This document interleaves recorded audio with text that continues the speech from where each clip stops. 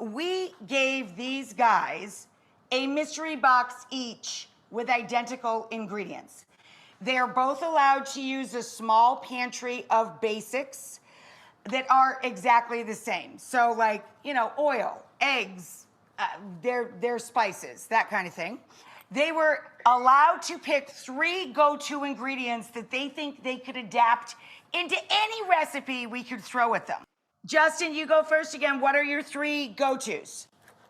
Yeah, so I always have soy sauce in my kitchen. It's a good way to impart salt in it. I do a lot of Japanese cooking. What else you got?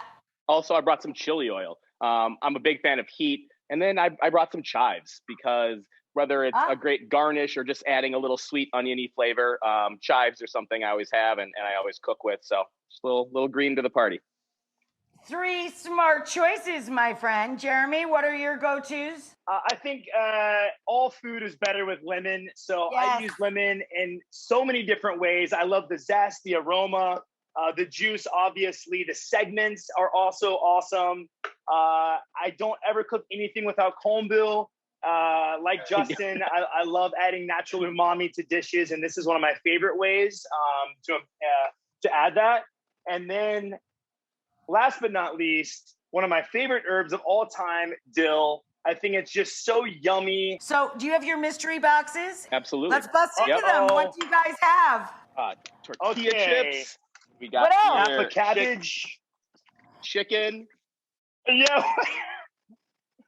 Kosher pickles. Blackberry preserves. Oh, my favorite, blackberry jam. And blackberry jam.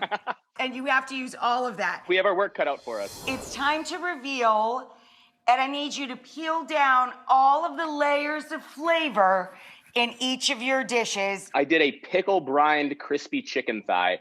So I took the pickle juice and I brined the thighs in that. Did it nice and crispy in a cast iron skillet. On top of that, I took the Napa cabbage and I made a nice dressing with the chili oil and the soy sauce that we brought with. I marinated that with a little bit of the sugar from our pantry just to make a nice slaw. After I seared those thighs, I made some chicken fat croutons, basted those with butter, chili flake, thyme, garlic, and then the blackberry preserve, cooked that down with the soy sauce, made a nice little glaze. And then on top with those corn chips, I took a mortar and pestle and I crunched up those tortilla chips with some crushed red pepper, some black pepper, some garlic, and made a tortilla crumble to put on top of this amazing crispy chicken thigh, Napa cabbage, tortilla crumble dish for you, Rachel. I love that direction. It's super, super crazy inventive. I don't know, Jeremy, you're up, but he What set you got, the bar Bubba? pretty high. Well, I did a tortilla and spice crusted chicken skin on the outside because when I saw the chicken skin with the bone in, I was actually really, really happy because if it was boneless thigh, it doesn't have as much flavor. So I was really, really happy that you sent the bone in there.